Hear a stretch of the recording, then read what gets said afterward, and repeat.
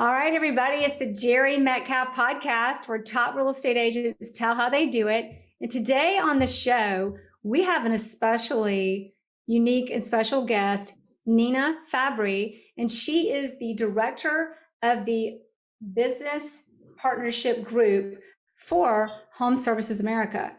Nina, did I get that right? First of all, you got it. That's it. How are you? It's great to be on. Thank you so much for coming on the show. It is a pleasure to see you and just to have you, because I know we're going to learn so much today. Thank you. Tell us a little bit first, just to make sure everybody knows exactly who we're listening to, what your role is, and explain to us you're with Home Services of America, and I think that is associated to Berkshire Hathaway Home Services. Mm-hmm. Yeah, so I manage I oversee the Business Partnership Group at Home Services of America. And Home Services is the real estate arm of Berkshire Hathaway. And so under Home Services, there's 40 different companies, over 40 different companies. We we own brokerages, we own franchises, which is one of the most well-known franchises is Berkshire Hathaway Home Services. We also have mortgage, Prosperity Mortgage. We're in title, relocation, as well as homeowners insurance. So we've got a lot going on. And so what I do is any outside business that wants to sell product or service to all of those companies, whether it's mortgage or agents or brokers, comes in through my department. We create an agreement, and then we roll out that product or service out to the agents. Just to give you an idea of the size of Home Services, we have about 90,000 real estate agents and about 2,500 offices globally.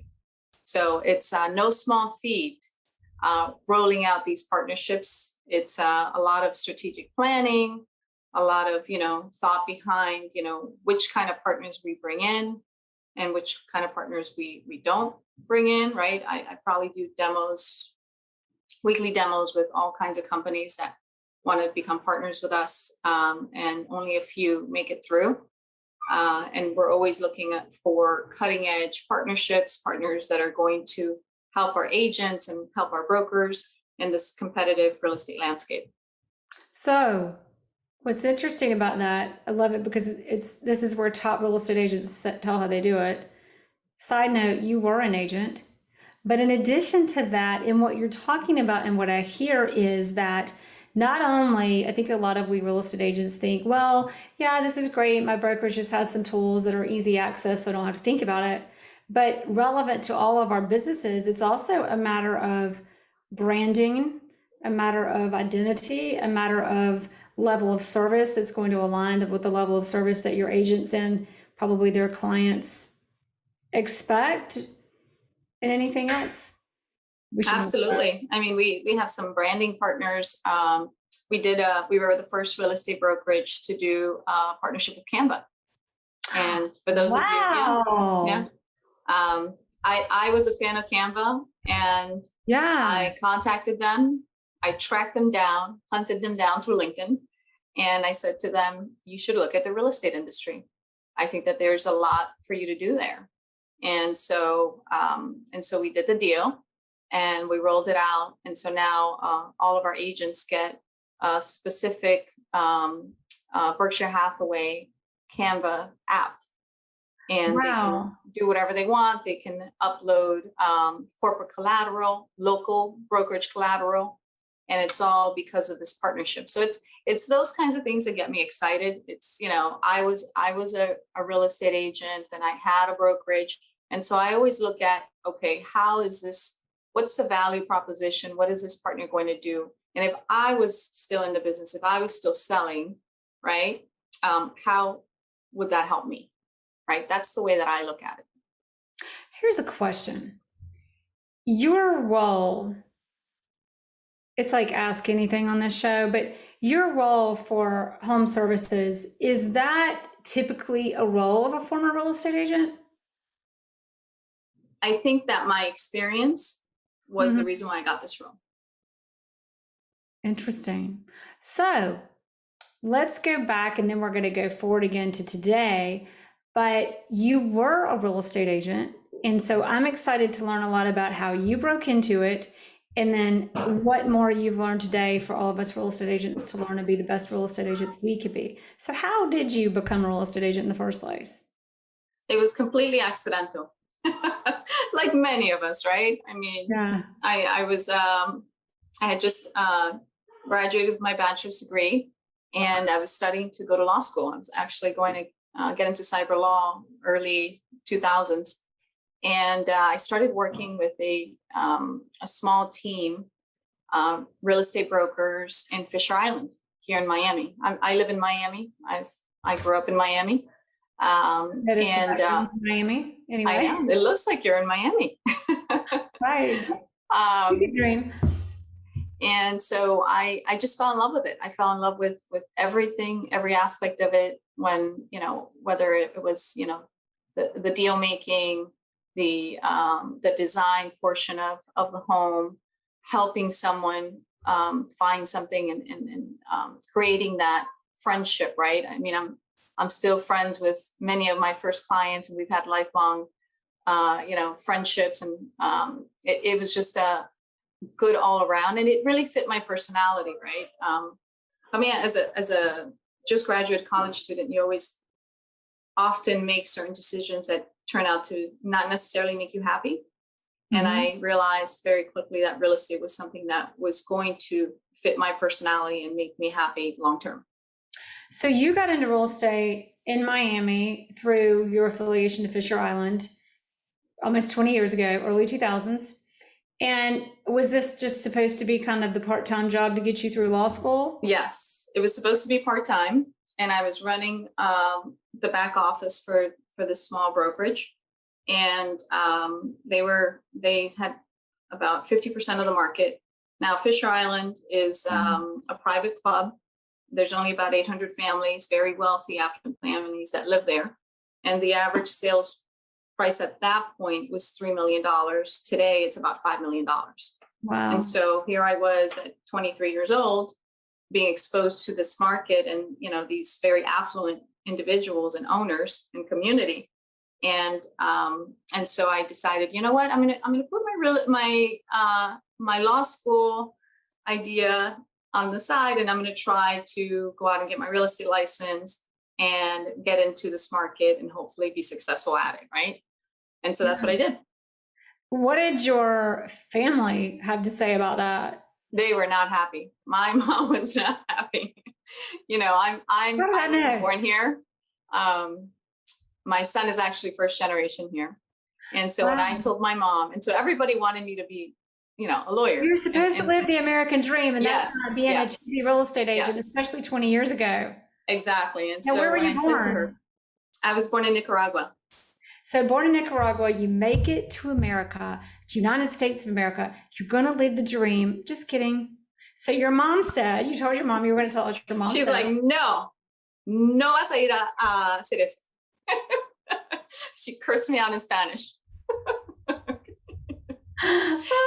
And then she gave me I make all this sacrifice. Wow. And you're like, actually, Mom, you did, because this is the country for entrepreneurs and this is the industry. All right. Right. Or what was your heart broken? Like, because a lot of people in our industry, and a lot of our listeners are either in it or especially those thinking about it. And that's a lot of the feedback. So what was your feeling? What did you go through, and how did you still know?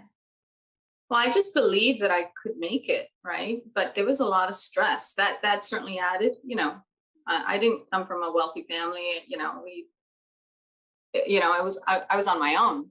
So I mean, it added some stress, the fact that my mom was not happy about it. But I said to her, I'll make you a deal. Let me try a year, and if in a year I'm successful, I'll take you on a cruise. And if I'm not successful, then I'll go back to law school. And so that was my deal with her. And a year later, I took on a cruise. Wow. She was ecstatic. You said if you were successful, you were going to take her on a cruise. Oh, good. I thought you said if you weren't, that's even better deal. But here's if I wasn't successful, then I was going to go back to law school. Gotcha. If you weren't successful, Mom, I'll make you a deal. I'm not successful, back to law school. I am successful, we go on a cruise. Now she's rooting for you because So now she was rooting for me. So I turned that negative feedback into something positive, right? That's But what it problems are. definitely was, it was very stressful the first 6 months because, I only had a certain amount of savings. I had my mom down my back and, I wasn't sure.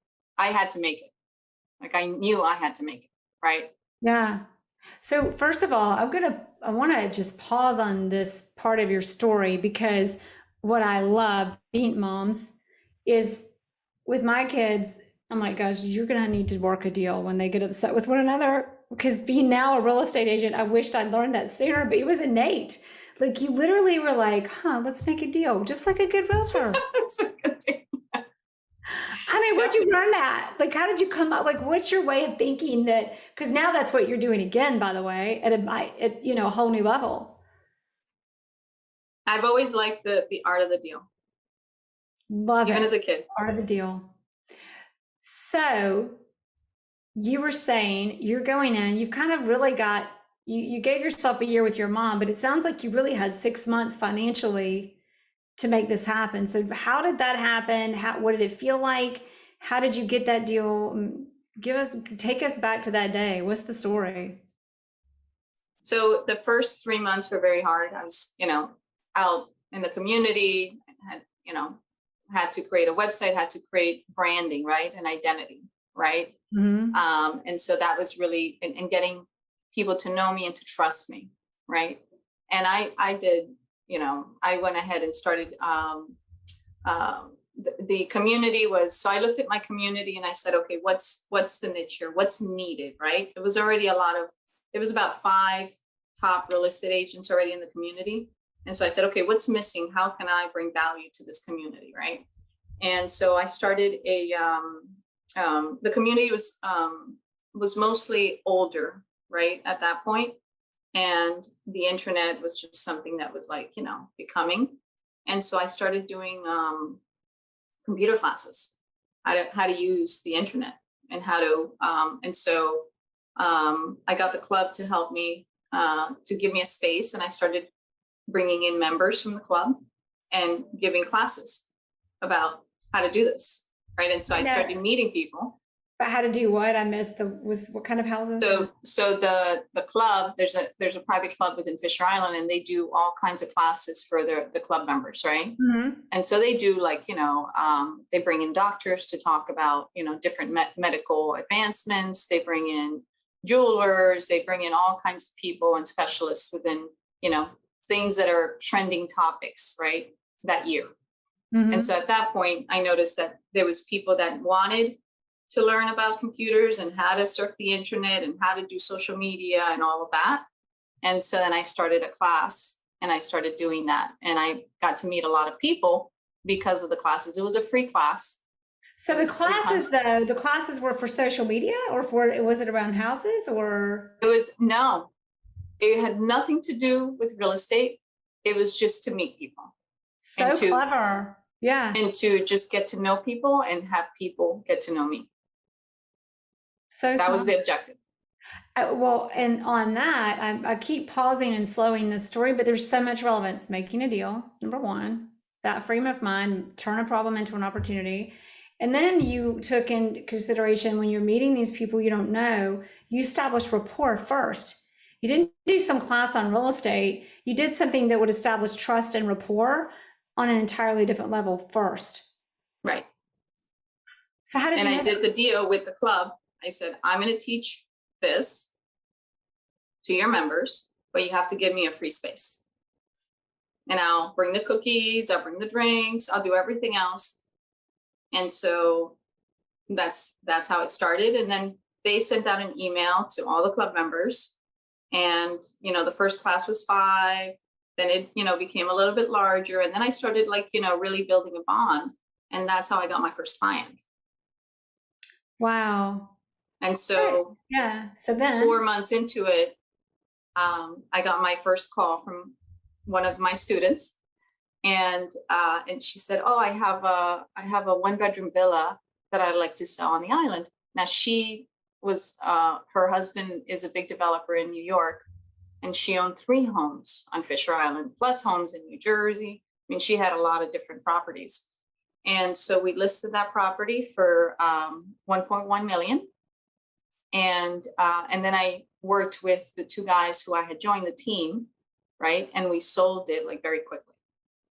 And so that was the beginning, right? And then that, led to others and led to others. But the first one was, I feel like the first deal was always the most difficult deal, right? I don't know if that in your experience, that was the case, but Yeah. I feel like that's always the case, right? And you put so much energy into it, right? And I feel that the more energy that you put into an endeavor, right? The bigger that, the results are. But it takes so much energy and so much effort at first. And you have the choice to either continue or give up, right? And at that point, I wasn't giving up, right? I was going to make it work. Online, for crying out loud. I mean, there's a cruise. You gotta do this. So that's how it started. Wow. So now your business is going. So once you launch, what's one of your biggest lessons? Like, you kind of get that launch, get that traction. What did you learn, and how did you make sure you kept the momentum? Customer service was the biggest thing. Making sure that the clients were happy, right? Because when that client's happy, they make sure they go and they tell 5 of their friends. And so I did have an experience where a client was not happy. And I think I cried, because I was like, and it was something that wasn't my fault, but then I got blamed for it. Yep. And I was like, okay, I'm never going to be in that situation again. How can I prevent that? Right. And so that was a big lesson for me. And just surrounding yourself with the right team members, because it was a team member that did something wrong. And then that client, of course, became very upset. Right. Mm-hmm. Thankfully, it didn't hurt the momentum, right? Because I was able to mitigate the issue. But surrounding yourself with a good team. And when I say a good team is, once the business started going, I started expanding it to more than real estate. So I was doing real estate, but then I recognized that the market, only 10% of my clients live there full time on Fisher Island. So the rest of the time they needed someone to oversee the property. So then I started doing property management. When a client bought a home, they wanted to renovate it. So then I did a deal with like the 3 top designers in that market, right? And so little by little, I started different leads, right? Different lead markets, right? By different partnerships. And so it was one of those partnerships that didn't offer good quality to one of my clients. And I almost lost that client because of that. Wow. And it was an interior design.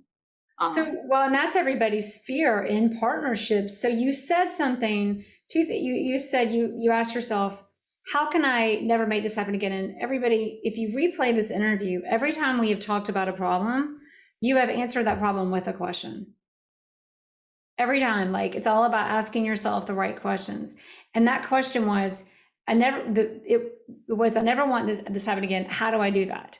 So what did you learn? Was there anything tangible or specific you said, okay, this is how we're doing it from now on? It was accountability. It was just making everybody accountable and changing the payment structure. I was going to say, so that one's obvious, but to do it, payment structure. So the quality of the work was based on, the payment structure was going to subset the quality of the work. Wow. So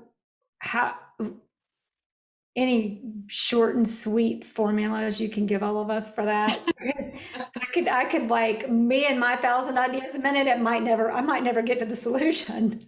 It was a certain payment structure, right? And if there was a delay within the let's say, for example, the interior designer said, okay, we're going to finish this project in 6 months, right?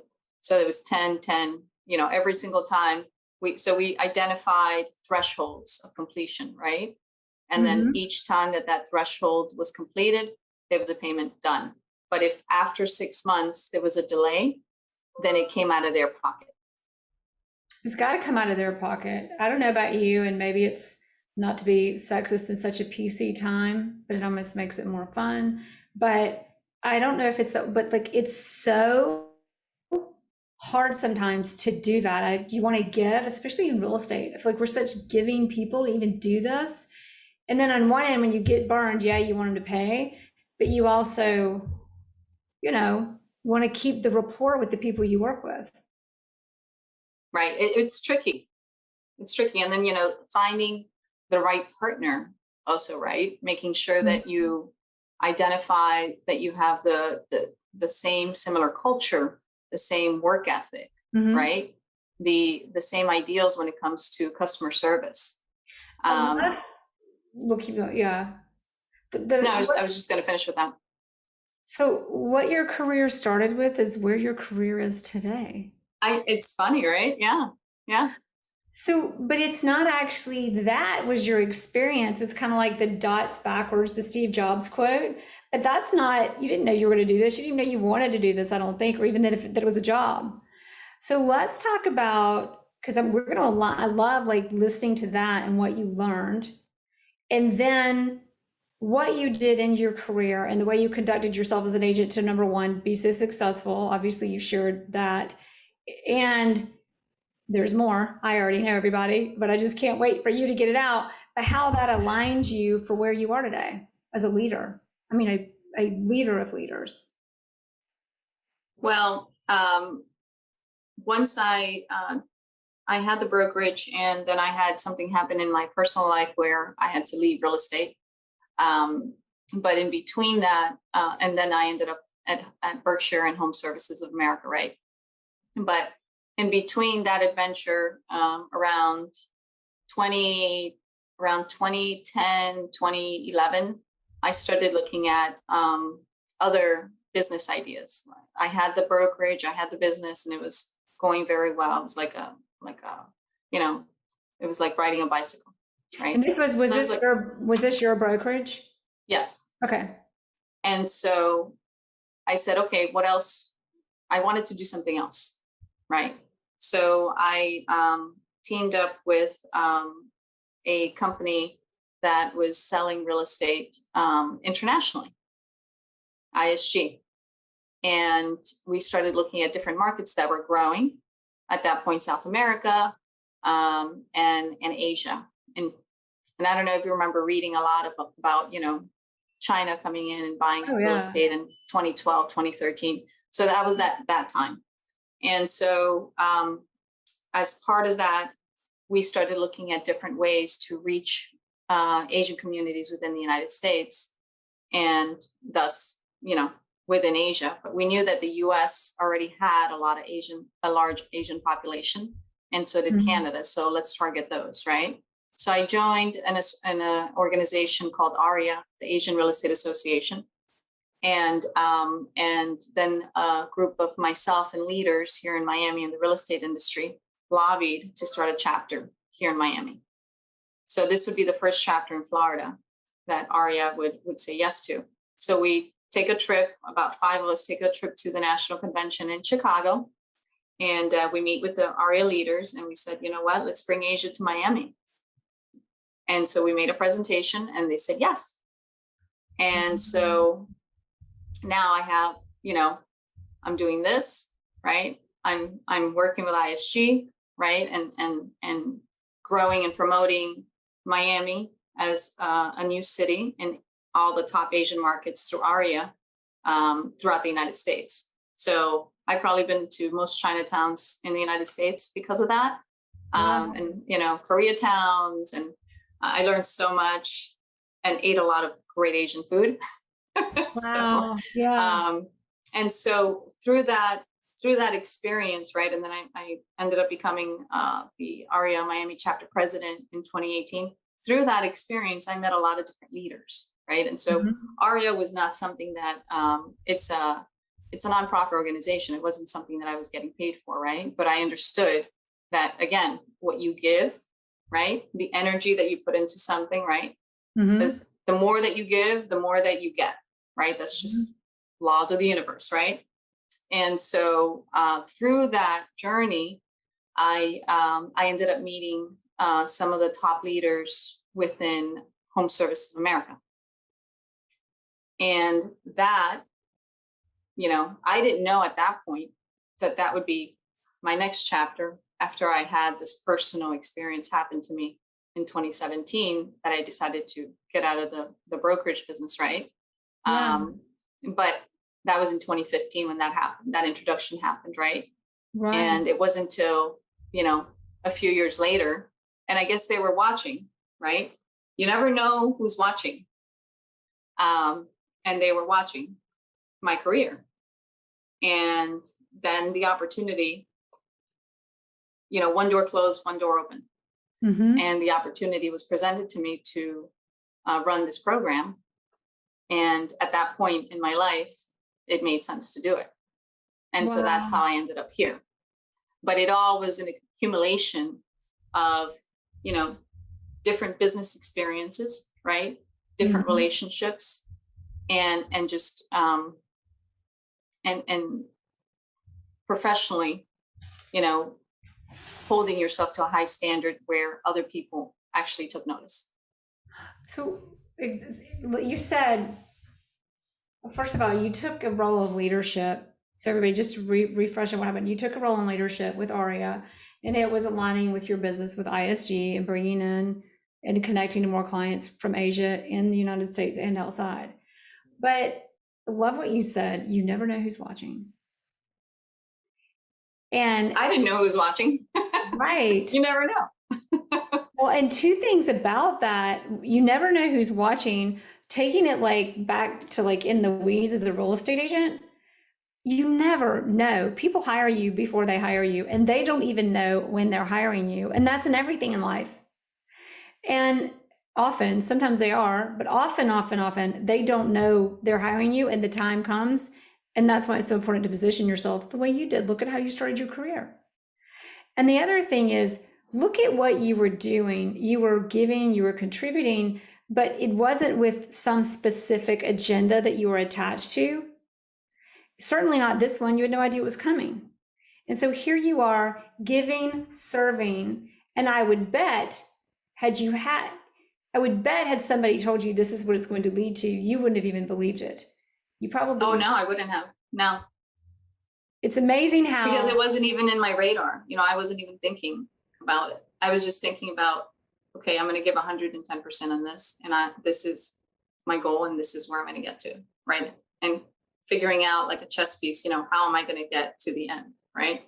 But I had no idea that there was like a much larger chessboard that I would be introduced to, through this journey. It's amazing how when you do things out of service and integrity and just giving your 100%, like over and over, 40 interviews on this show, like that's the end result. Like every time, there's something bigger at play that the universe had to offer, because you weren't attached to some other agenda that seemed like a big time deal to that you that was 10 or 20 years ago. Which is like, what a lesson to remember. It's like, if only we could know and understand that when we're 15 or 20 or earlier. It's so powerful. And it's really the way that I feel that I live my life, right? And it was something that I had to learn, right, as a professional. And it was something that I was thankfully taught in my early 20s by some mentors. Yes, because you said I had to learn it and I was taught. Do you have any lessons or mentors that most inspired you, or both? I did a lot of, when I first got into the real estate business, I started reading a lot of different business books. So I recommend that, just learning, as much as you can for anybody that's getting into the market, and getting as much exposure to real estate influencers, depending on what your style is, right? Or depending on what your methodology and your personality is, right? What works for me isn't going to work for everybody, right? What worked best for you? What For me, book? it was reading, listening to, I'm a big Audible person. I love Blinkist, because I'm always busy. And so, 50, I can go through a book in 15 to 20 minutes through Blinkist. So that's a great app, but constantly just growing, right? When I first started, I read Dale Carnegie, ad nauseum. I read What is it? Influencing People. That was one of my first books. Yeah. And that's the one that gave me the idea to start this class, to start teaching. Right. And Who Moved My Cheese, Richest Man in Babylon. The Secret was a good one, because The Secret kept me from crying at nighttime when I hadn't done a deal. I was like, all right, 2008. It kept me motivated. Right. The Secret came out in like 2007 when we thought the world was on fire, except those economists knew that were paying attention. And we all just embraced it. A lot of growing. Millionaire Mindset, Rich Dad, Poor Dad. I mean, all of those books were books that influenced me when I first started. And people. So, but it sounds like the book, I love the people, obviously, this podcast. And then the books that you read. So you come into this new role. I mean, talk about, was this just like a completely different world, or what was the biggest shifting into leadership? Or you were in leadership already, but shifting into, and correct me where I'm not stating this the way it should be, but you're shifting in kind of more of a corporate role now. No longer are you an agent. Yes. What was the biggest like culture or shock of that, surprise? Well, the corporate world and the entrepreneurial world are very different, right? Mm-hmm. The corporate world definitely polishes you, and working for a company like Home Services and under, leadership of one of the greatest real estate leaders, Gino Blafari, is an incredible experience. And so I don't know how familiar you are with the Berkshire model, but, he believes in the 4DX system. And so 4DX system. Yeah. He created it for real estate. And so wildly important goals is something that I learned in this company. So every week, you have a wildly important goal that you want to accomplish. Right. And so every week I write down what my wildly important goal is, right? And then on Friday, I either accomplish it or I don't, right?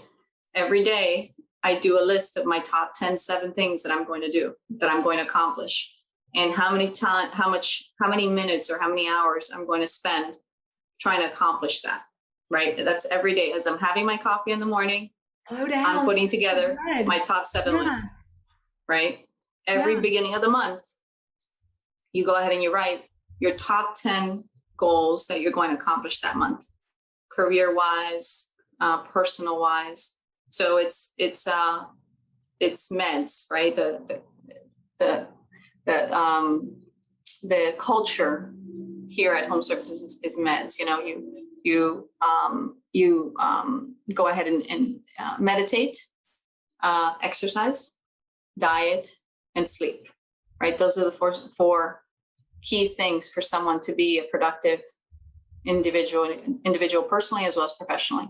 And so it was definitely something that I had never done before, right? I had never had a wildly important goal. I had never done a top 7.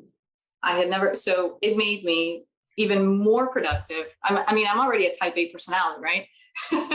But I was a hot mess, compared to what I am today, right? with the top 7, with the goals, with the monthly goals, with the meds. It just changed me. It polished me, and I grew tremendously through the system.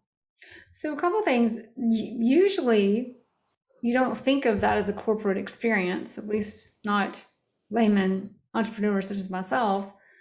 I think I lasted like maybe 6 months and when I was 22 through a corporate job. But also on what you did, it was, okay, number one, I just want to say one thing. Wildly, what did you call this? Wildly important goal. Goals. Weekly wildly important goals. I love that one. Just that one alone. But backing up, you said 4D, like D as in dog, X as in X-ray. Yeah, 4DX system. That's what it's called. It's Gino Bafari's 4DX system. So Gino Bafari's, and he is the CEO of... He's the CEO of Home Services of America. Mm-hmm. Okay. But he started as the CEO of Berkshire Hathaway Home Services, and then he was elevated to Home Services.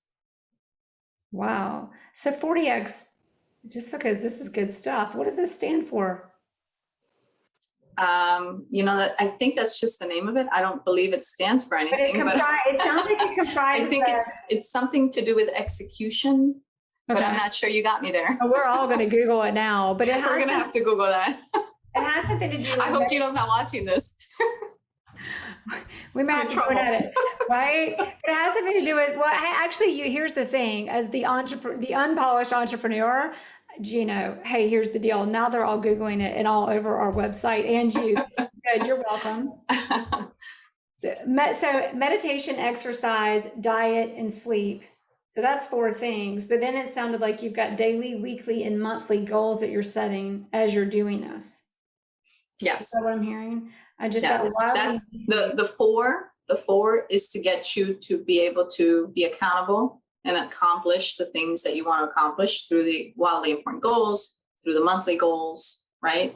And through your top 7. Because if you are lacking sleep, are you going to function as productive as you should? No. If you're not meditating, if you're not exercising, right? If you're not sleeping, if you're not eating well, you're not going to be 100%.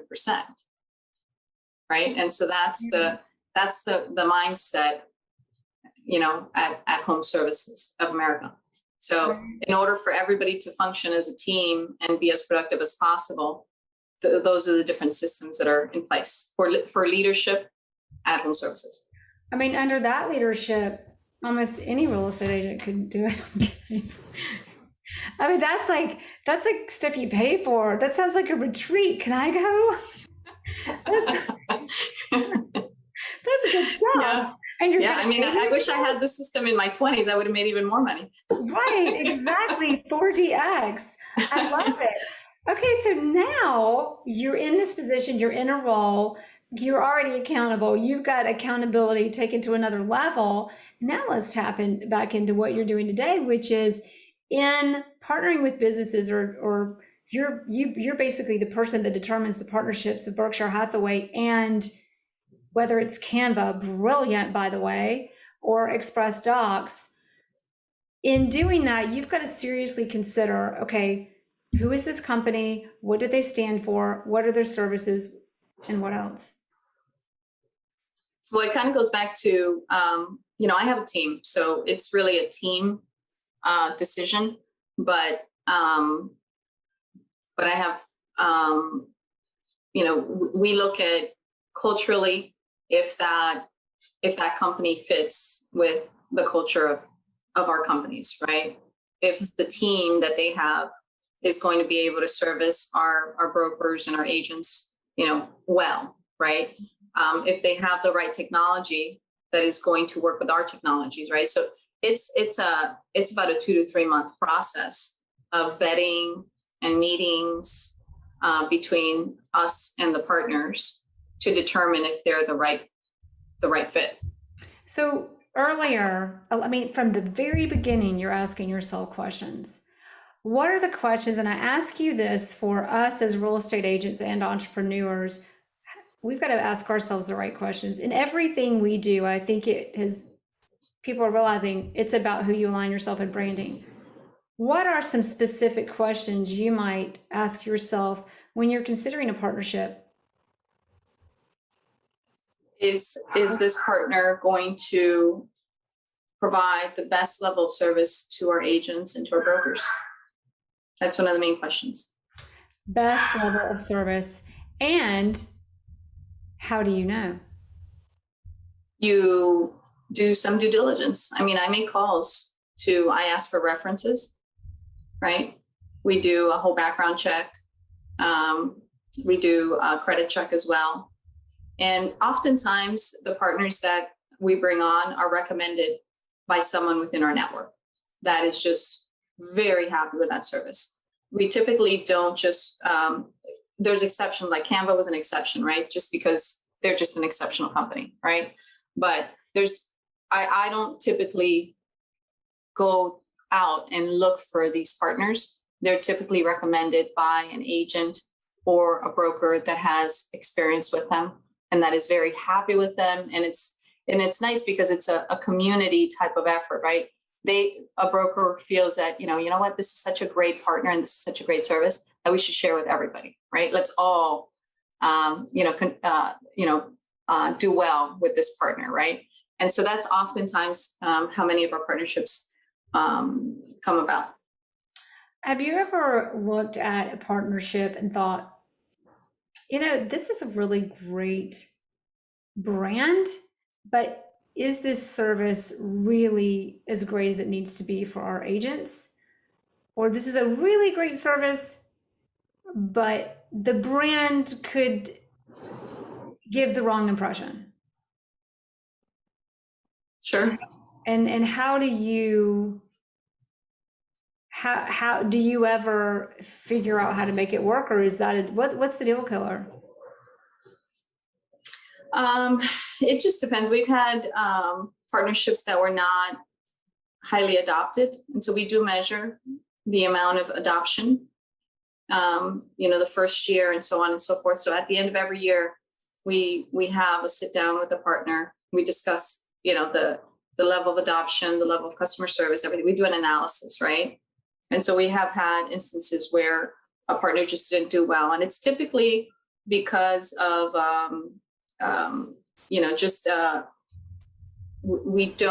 the agents or the brokers don't align with that service as much as we thought that they would, right? Mm-hmm. So I'd say most of our partnerships are very successful, but some of them just don't end up working out because of the timing or because that product and service is not needed as much as we anticipated, right? So for example, right before the pandemic, in 2019, I was looking at trends with iBuyer, right? At that point, we didn't have an iBuying partner. We didn't have a strategy behind iBuying.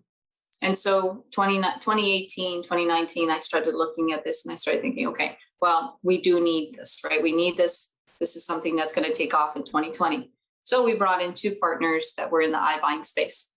Well, then 2020 hit, the pandemic, right? iBuying stopped completely. Zillow stopped doing iBuying. Open Door stopped doing iBuying. And so this partner that we brought on no longer was a successful partnership because of the trend that was happening, right? Yeah. And iBuying is good in a buyer's market, not in a seller's market. And suddenly, because of COVID and because of the pandemic, it was no longer a buyer's market. It became a seller's market, right? And so here we are today. We're still a seller's market, right? Yeah. So iBuying became kind of moot. And so in those instances, right, it's kind of like, all right, well, we did this partnership, but it's not something that's going to be successful. So in the iBuying, and I'm thinking of more and more questions, and we don't have much time left, but because I'm also thinking about reload. You guys are like very strong on reload. But iBuying, which kind of probably correlates with iBuying. But in iBuying, was this and tell me when I've asked too many questions because I don't know how much becomes confidential in this, but in iBuying, what a fascinating concept for everybody who maybe doesn't know. iBuying is usually in that $500,000, $600,000 and under price point. And this is where you have companies like Zillow or Open Doors in there. They come in and they say, we'll buy your house. Don't worry about putting it on the market. No showings, no whatever. Here's some money and go. And there are a lot of other catches to that, but that's the gist of it. And it can be very convenient or a very good deal for someone who needs to sell quickly, get their house gone, and be guaranteed a close. So all of that said on defining the iBuyer, what what is the benefit for someone like Berkshire? I have got a lot of ideas, but what would you say just to help us get a little education on aligning with different brands that seem like they're competition, but clearly may not be? With iBuying? Or yeah, but iBuyer specifically, or anybody. Well, I mean, you have to, as a partnership program, you have to give agents and brokers, the best of what's out there, right? And so going back to trends, right? What's trending, right? iBuying at that point was something that was trending. And so my role, I have to find, okay, who's going to be the best iBuyer, right? Or one or two programs, because not everybody wants just the same program, right? And so the reason why iBuying became something that was mainstream was because of the marketing, because of the increase in awareness in the news, right? People started saying, okay, well, this is something that we have to pay attention to, right? And then, of course, then there's the lead generating machine that iBuying is at the end of the day. For the consumer, it's one thing, but for the real estate industry, it's a whole other thing, right? The consumer thinks that, oh, well, it's an instant offer. I can sell my home. I may sell it at a discount and pay a lot of fees, but at least I get rid of it. So it's good for someone that, needs to get rid of a home quickly, right? Exactly. For the real estate agent, it became something that was a lead, because even though you may, go into a showing and have an iBuyer proposition, the client may not like that proposition and the amount of fees that it's going to cost them and the loss of revenue when it comes to the pricing of the home. But instead, they're going to go ahead and give you the listing. Right. Exactly. So that was one of the reasons why we looked at that. Right. And so how do we get our agents to be at the top of the funnel using this new technology and platforms? Exactly. So basically, when the buyer calls the iBuyer, they're calling you, because we kind of know as real estate agents, once they call the iBuyer, you may know the stats, I don't have them, but most sellers are like, oh, just kidding. Just kidding. Now I'm going to sell. It's very small. Only about 10% of sellers end up selling. Right. So there you go. I mean, it's things like that are brilliant. Now, last question before our final three. Well, no, there are two more. How do you, you kind of are flipping things on their head constantly when you're thinking about how partnerships work. Is that a true or false statement? I need an example of what you mean by that. On iBuyers, most people go, oh, iBuyers, like, how do we compete? You saw an iBuyer and you said, how do we align? Yes, that's true. Or Canva, that one may be more obvious, but to those of us who aren't in your industry, when you're looking at products, sometimes what looks like something that's not relevant is very much something that could not only be relevant, but a partner to enhance your business and the client experience.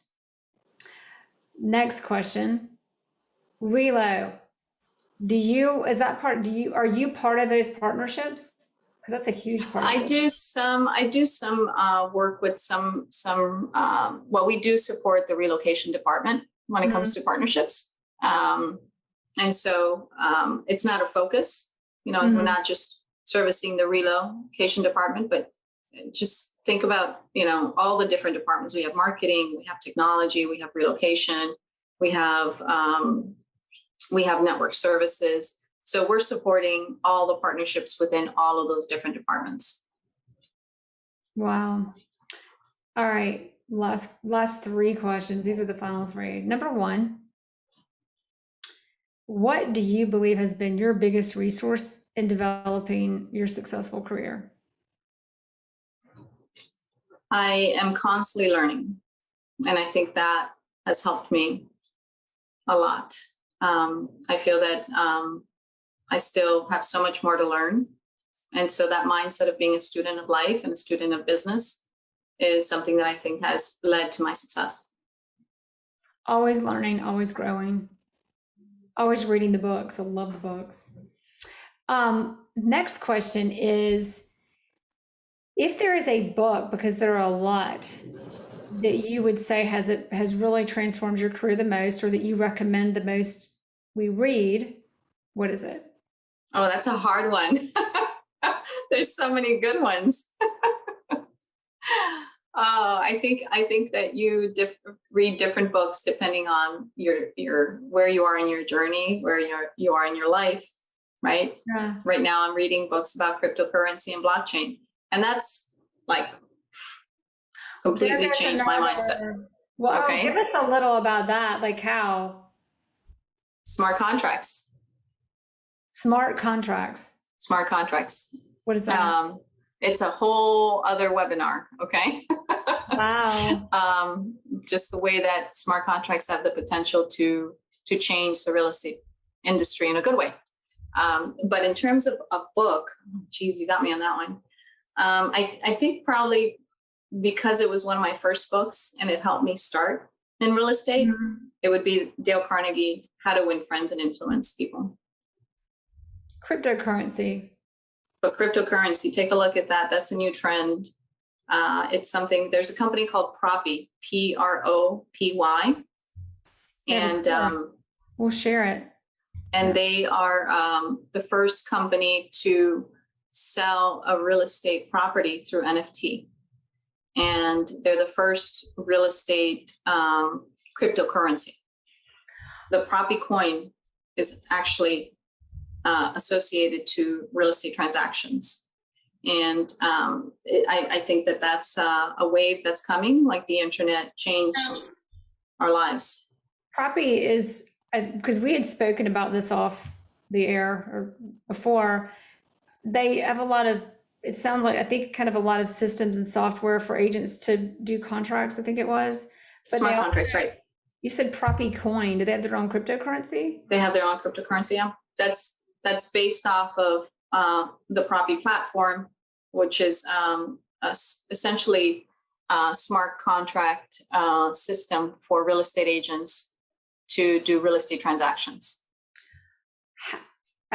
That just blew my mind. And I think it integrates with the question I was going to ask you as well as cryptocurrency. How do you see that kind of infiltrating, because it already is, and affecting real estate? It's almost an economist question, but it's going to affect real estate in several different factors, and it's going to take a while, but it will eventually be something that we all need to learn and utilize. First, it's through the smart contracts and blockchain technology, right? Where, for example, you do day-to-day real estate, right? So you know how difficult it is to get a 30 to 45 day closing to happen, right? First, you got title, right? And then there's always issues with title. Then you got inspection, right? Then you got the renegotiation after the inspection, right? Then you've got at least 9 to 15 people involved, and that's a minimum number within a closing, right? And you've got about 12 steps, right? And just think about like the chaos, right, between all of that and trying to get a home closed within 45 days, right? Right. Well, with a smart contract, you'll be able to make that a seamless process where everybody communicates within that blockchain. And Propy just closed a property within a week. It took them a 1 week to automate the title process, which in the future will be instant. And they literally closed in a home within 24 hours. So minimizing that time frame of closing on a property is something that smart contracts and blockchain will influence greatly in the future, which will give you an opportunity as an agent to do a lot more business and minimize the stress that you and your clients go through when it comes to the closing process. Well, this is where Elon Musk interjects. And Elon Musk goes, that's why I'm worried. And I'm being sarcastic, but I'm actually very curious and interested in what he says, because this is where, to exactly what you just said, there are 15, I would bet 20, 30 people involved in a transaction. Yeah, no, it's a lot. I mean, then you can start going, oh, there are like so many people. So now there are all these things that artificial intelligence can take over, but now the people are gone. So the people get to build the software. But it's interesting to say, like, that's the impact of technology, artificial intelligence. Again, this is where I say bring Elon Musk in, but I think it's worth mentioning and responding to, because it's like, yeah, our industry is changing, but a lot more than we even realize because we don't stop and really think about what you just pointed out. It's interesting. Interesting. And that's just one way. That's just one way. Tokenization of assets. You know, So where are you we can finally going to get eliminated from being necessary after all? no, the I don't think so. the agent will always be the middle person, okay, between the buyer and the seller, no matter what. We'll get rid of that. What we will be able to do is we'll be able to make it a less of a headache, right? And kind of help the industry get to a higher level of efficiency. And this is really just, I love this. It's just really like mind blowing, all the things that this could mean for our business or our industries or industry and all of the others affected. Last question. If there is one thing you would hope we take away from this interview, if we are going to forget everything else, what is that? Why do you ask them such hard questions? It makes it a good interview. That's why we have so well, many let's just say if I can do it, anybody can do it, okay? So that's not good enough for me. I've already seen your accountability. Something to take away, I'd say, I said learning, right? I said reading, right? I think surrounding yourself with the right mentors is very important. I mean, that's what I've done. On Fisher Island, I was able to find a mentor that basically gave me like the MBA of business, and was very helpful to my success. And today I have 2 mentors, and they're one of the reasons why I'm, continuing to grow and with my career. And always stay humble and always be thankful for what you have. Always stay humble and always stay thankful and never stop learning. I'm just re-quoting you, by the way, but thank you. Thank you. Thank you for having me. Thank you, Nina. It was such a treat and an honor to get this kind of time with you. I really appreciate it. Thanks for listening to the Jere Metcalf Podcast, where top real estate agents tell how they do it. If you like this episode, please share it with friends. To find more episodes, search Jere Metcalf Podcast on any platform for podcasts, or go to JMPodcast.com. That's JEREMETCALF podcast.com.